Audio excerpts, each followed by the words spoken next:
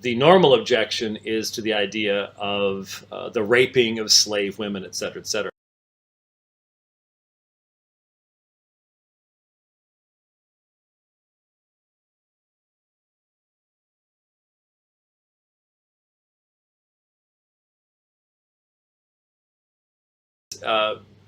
Fundamentally, the issue was that when the Israelites took a enemy nation, that they were allowed to take certain of the women who had not known men.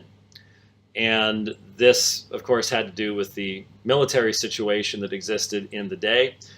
And what is often missed by these folks, and I don't even have a clue what the 32 virgin women of Jesus thing is.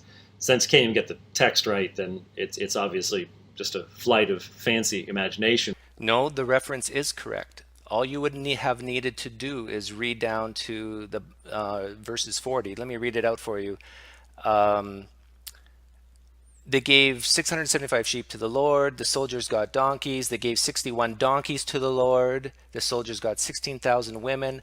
Then they gave 32 women to the Lord. This is verse 40, which I referenced. Then they gave women to the Lord, just like they gave donkeys to the Lord and cattle to the Lord. So it was there, you just didn't read far enough down. But the normal objection is to the idea of the raping of slave women, et cetera, et cetera.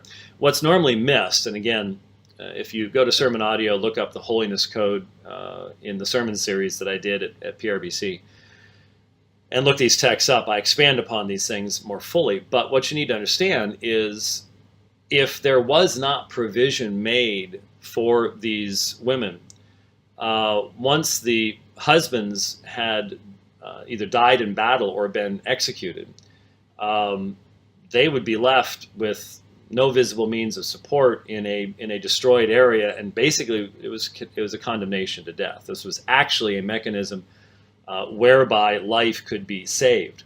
We don't view it that way today because we live in very different situations than they did back then, but fundamentally this was a mechanism that would allow for the saving of life and the continuation of individuals and the society, with still very often a real concern concerning the bringing in of idolatry and the temptation to foreign idols. That was all that frequently gets mixed in as well in the situation. But there were a number of texts that we dealt with that from a modern perspective looked so very strange, but from the ancient perspective made perfect sense in the sense that they were actually saving people alive. And I don't have time to go into this at all, but if you read the end of the book of Judges, if you haven't read it lately, it's not a favorite text. Few people extract their life verse from the last few chapters of Judges. It's this horrific story about a Levite who has a concubine. That's not a big problem back in the ancient world. He has a concubine. She gets raped. So, in outrage, he cuts up her body into pieces, sends it out. The people are outraged. They go and they kill a whole bunch of Benjamites. Anyhow, it's a long story. There's a lot of trouble. And now the perpetrators of the crime are left without enough women. And I won't go into it. It's a crazy, wild story. You really should read it. It would be like a great HBO miniseries. And you get to the end, and you realize in this ancient world, so they go kidnap a bunch of women to make wives for the perpetrators of the rape. I mean, it's crazy. I mean, women, you ought to read that to see. And it ought to make you really, really mad. And men, if it doesn't make you mad, listen to the women. They'll tell you why it ought to make you mad.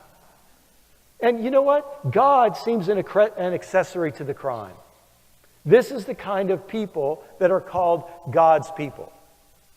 Fast forward a little bit to the story of Ezra and when they've taken foreign wives. And Ezra just says, we can't have any foreign wives around here, divorce them all. And again, God is relatively silent in all this, but he seems to be an accessory to the crime. You have all these stories in the biblical text where women are treated like dirt. And there's no good way to make it look better. Deuteronomy 21, verses 10 to 14.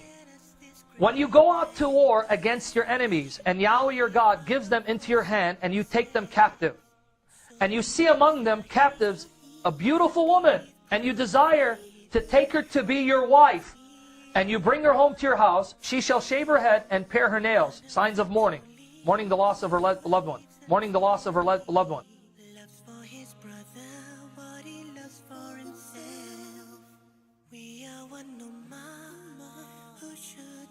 Mourning the loss of her loved ones. She shall take off the clothes in which she was captured, and she'll remain in your house and lament her father and her mother a full month.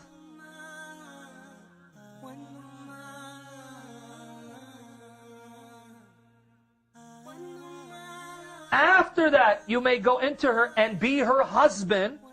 After that, you may go into her. After that, you may go into her and be her husband.